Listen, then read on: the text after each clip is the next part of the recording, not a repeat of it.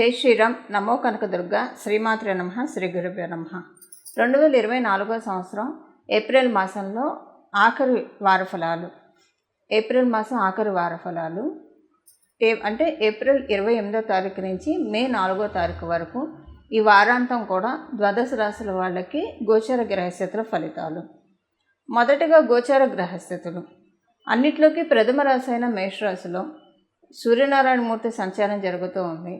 గురుదేవుడి సంచారం జరుగుతూ ఉంది. శుక్ర భగవానుడితోటి కూడి ఈ మూడు గ్రహత్రయం మనకి మేషరాశిలో జరుగుతూ ఉంది. మేషరాశిలో ఉన్న గురు భగవానుడు మే 2వ తారీఖు నుంచి మేషరాశి నుంచి మీ వృషభ రాశిలోకి ఆయన అడుగుపెట్టబోతూ ఉన్నారు. కన్యా రాశిలో కేతు భగవానుడి సంచారము, శనైశ్వరుడి సంచారం కుంభరాశిలో జరుగుతూ ఉంది. ఆఖరిదైన మీనరాశిలో కుజుడు, బుధుడు, రాహువు ఈ ముగ్గురు కలయిక మీనరాశిలో జరుగుతూ ఉంది. 2 రోజులకి ఒక రాశిని చుట్టూ వచ్చే చంద్రభగవానుడు ఈ వారంలో ధనుస్సు రాశి మొదలుకొని కుంభరాశి వరకు ఆయన సంచారం సాగిస్తూ ఉన్నారు. అంటే ధనుస్సు రాశిలో ఆయన సంచారం ఉంటుంది, మకర రాశిలో ఆయన సంచారం ఉంటుంది, అలాగే కుంభరాశిలో కూడా ఆయన సంచారం ఉంటుంది. ఈ గోచర గ్రహస్థితులను అనుసరించి ద్వాదశ రాశుల వాళ్ళకి ఈ వారం ఎలాంటి ఫలితాలు ఉన్నాయో ఒకసారి పరిశీలిద్దాము. ఈ విషయం పరిశీలించడానికి ముందుగా ఈ వారంలో ఏమన్నా విశేషం ఉందా ఈ వారం యొక్క గ్రహస్థితుల్లో, ఈ విషయం మీద కూడా ఒకసారి మనం దృష్టి సారిద్దాం. ఈ వారంలో అతి ముఖ్యమైన అంశం ఏంటంటే కుజశనిల కలయిక కుంభరాశిలో ఇన్నాళ్ళు జరిగింది, అది బ్రేక్ పడుతూ ఉంది. ఈ వారము కుజుడు, శని ఇద్దరు కూడా విడివిడిగా వాళ్ళ అంటే విడివిడి రాశిలో సంచారం చేస్తూ ఉన్నారు. శనీశ్వరుడు కుంభరాశిలో, అలాగే మీనరాశిలో కుజుడు. వీళ్ళిద్దరు శనీశ్వరుడు, మంగళ్ వీళ్ళిద్దరూ కూడా ఇన్నాళ్ళు కుంభరాశిలో కలిసి సంచారం చేశారు. కొంతమందికి కొన్ని విషయాల్లో మనస్పర్ధలు, కొన్ని లీగల్ ఇష్యూస్ వరకు వెళ్ళడము, లేదా కొన్ని ప్రైవేట్గానే ఇష్యూస్ సాల్వ్ అవ్వడము, తదితరమైనవన్నీ అసలు మనశ్శాంతి లేకపోవడము. ఇది ఒక రకంగా చూస్తే చాలా మంచిది. రీసెర్చ్కే కానివ్వండి, కొన్ని విషయాల్లో ఇది పోరాట పటమనిస్తుంది శనైశ్వరుడు కుజుడు సంచారము. కానీ కొన్ని విషయాల్లో డ్రాబ్యాక్స్ని కలిగించింది. ఇప్పుడు ఈ సంచారం నుంచి బయటపడ్డాం మనం అందరం కూడా. శనైశ్వరుడు, కుజుడు ఇద్దరూ కూడా విడివిడిగా వాళ్ళ సంచారాన్ని సాగిస్తూ ఉన్నారు. ఇది నిజంగా ఒక ప్రత్యేకమైన గ్రహస్థితి. అలాగే ఇంకొక విశేషమైన గ్రహస్థితి, అత్యద్భుతమైన గ్రహస్థితి, అది గురుడు మార్పు. గురుడు ఈ వారంలో అంటే మే 2వ తారీఖు నుంచి వృషభ రాశిలో ఉండి ఆయన సంచారాన్ని సాగించబోతూ ఉన్నారు. కాలపురుషుడు కుండలిలో మొదటి రాశి అయిన మేషరాశిలో ఇన్నాళ్ళు ఆయన సంవత్సరం పాటు ఆయన నడక సాగించి ఇహ చాలు అని చెప్పి అక్కడి నుంచి 2వ స్థానమైన వృషభ రాశిలోకి ఆయన వెళ్ళాడు.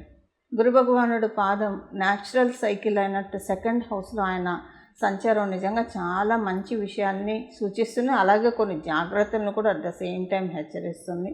మొదటగా ఫైనాన్షియల్గా బాగా బలోపేతం చేయడానికి గురు భగవానుడు వృషభ రాశిలో ట్రాన్సిట్ చేస్తున్నాడనే చెప్పాలి. ఆల్రెడీ మనం గురు భగవానుడు వృషభ రాశిలో సంచారము ఎలాంటి ఫలితాలు ఇస్తాయి అన్నది మన ఛానల్లో అప్లోడ్ చేశాము. చూడని వాళ్ళు ఉంటే కనుక ఒకసారి అది చూస్తే కనుక సంవత్సరం వరకు ఆ రిజల్ట్స్ వర్తిస్తాయి. అసలు ఏంటి వృషభ రాశిలో గురు భగవానుడు ఇచ్చే ఫలితాలు ఇవన్నీ మనకు తెలుస్తాయి. ఇప్పుడు మనం రాశుల వారీగా ఏ రాశుల వాళ్ళకి ఏ ఫలితాలు ఉన్నాయి ఈ వారం మొత్తం అన్న విషయాన్ని మనం దృష్టి సారిద్దాం. ద్వాదశ రాశిలో మొదటి రాశి అయిన మేషరాశి వారికి ఈ వారం ఎలా ఉంటుందన్న విషయాన్ని మనం పరిశీలిద్దాం. మేషరాశి వాళ్ళకి ఈ వారము చాలా విషయాల్లో చాలా అనుకూలతలు ఉన్నాయి. అనుకూలతలు దేనివల్ల అంటే మీ రాశిలో శుభగ్రహాలు సంచారం చేస్తూ ఉన్నాయి. దానివల్ల చాలా విషయాల్లో మీకు అనుకూలతలు వస్తాయి. మొదటగా ఏంటంటే మీ మైండ్ చాలా ప్రశాంతంగా అయిపోతుంది. ఏ విషయంలో అయినా సరే మీరు నిర్ణయం తీసుకోవాలని ఆలోచిస్తూ ఉంటే ఈ వారం మీరు చక్కగా నిర్ణయం తీసుకోగలిగే కెపాసిటీ మీకు వస్తుంది. ఆత్మబలం, సంకల్ప బలం చాలా బాగా పెరుగుతుంది. పిల్లల రీత్యా చాలా సంతోషంగా అనిపిస్తుంది. వాళ్ళ ఆరోగ్య రీత్యా కావచ్చు, లేదా వాళ్ళ చదువు రీత్యా కావచ్చు, ఏదైనా వాళ్ళ ఉద్యోగ రీత్యా కావచ్చు, ఇలా ఏ రకంగా అయినా సరే సంతోషం ఉంటుంది. మీరు కనుక ప్రెగ్నెన్సీ కోసం ఎదురు చూస్తూ ఉంటే పర్ఫెక్ట్ టైం, ప్రెగ్నెన్సీ చక్కగా మీకు వస్తుంది ఈ వారం ఉన్న గోచర గ్రహస్థితుల రీత్యా. అలాగే మంత్రభావం కూడా చాలా బలంగా ఉంది. మీరు ఏదైనా ఒక మంత్రం తీసుకొని ఉంటే ఈ వారం బాగా అనుష్ఠానం చేయండి, దాన్ని వదిలిపెట్టకుండా. ఈ వారం అనుష్ఠానం చేయడం వల్ల భగవంతుడి ఆశీస్సులు చాలా బాగా అందుతాయి. ఒకవేళ మీకు ఏం మంత్రం తీసుకోలేదు, చక్కగా శ్రీరామ అనో, శ్రీకృష్ణ అనో, లేదా శ్రీమాత అనో, ఇలా నమశివాయ అనో, ఇలా ఏదైనా ఒక దైవ నామాన్ని తీసుకొని స్మరించడానికి ఈ వారం అంతా కూడా, అంటే ఎప్పుడు దైవనామాన్ని స్మరిస్తూనే ఉండాలి. ఈ వారం స్మరించడం వల్ల మీకు ఇదొక బోనస్ రెమెడీ అని అనుకోండి. ఈ వారం స్మరించడం వల్ల చాలా మంచి ఫలితాలు మీకు చాలా కాలం వరకు తటస్థిస్తాయి. ఎందుకంటే గురు భగవానుడు రవితోటి కూడి మీ రాశిలో సంచారం చేస్తున్నాడు. పంచమాధిపతి అయిన రవితోటి కూడి మీకు అన్ని విషయాల్లో, అంటే ఉద్యోగంలో, వ్యాపారంలో, వృత్తి వ్యాపారాల్లో బాగా కలిసి రావడానికి, మీ పిల్లలు చక్కగా ఉండడానికి, చల్లగా ఉండడానికి. ఇప్పుడు అమ్మ కడుపు చల్లగా, అత్త కడుపు చల్లగా అని అంటూ ఉంటారు.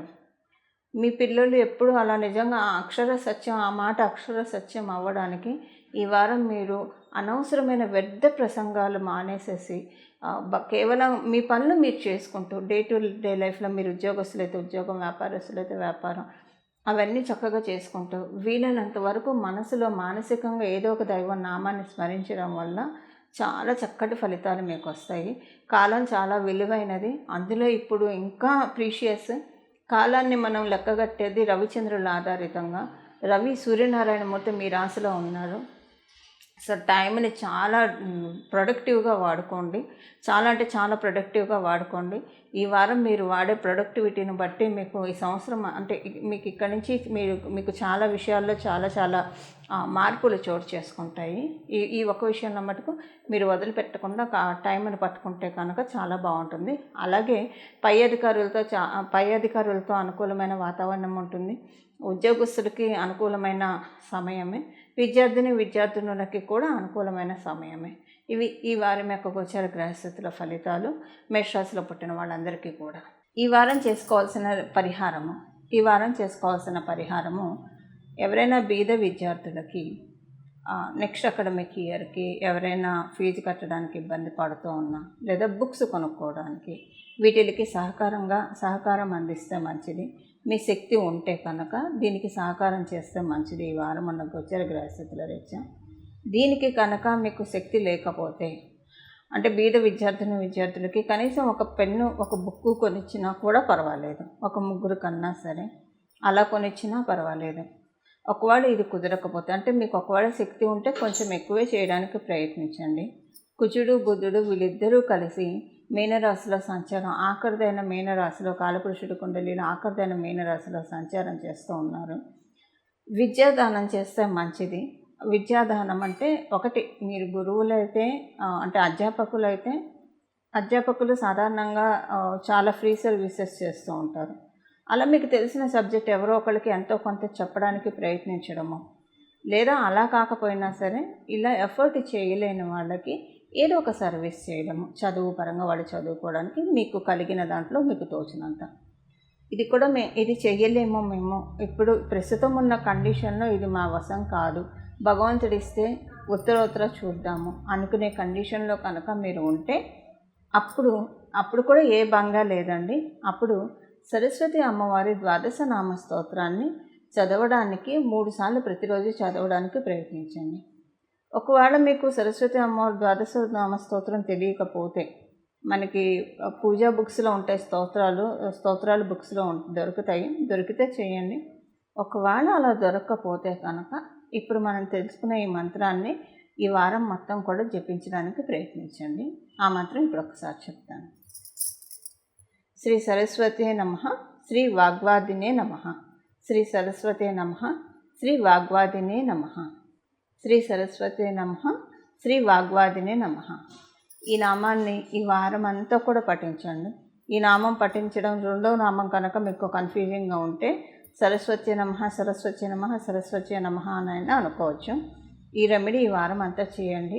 ఈ వారము అందరికీ కూడా సరస్వతి అమ్మవారి బ్లెస్సింగ్స్ చాలా బాగా ఉన్నాయి. ద్వాదశ రాశుల వాళ్ళకి అందరికీ కూడా, 27 నక్షత్రాల వాళ్ళందరికీ కూడా.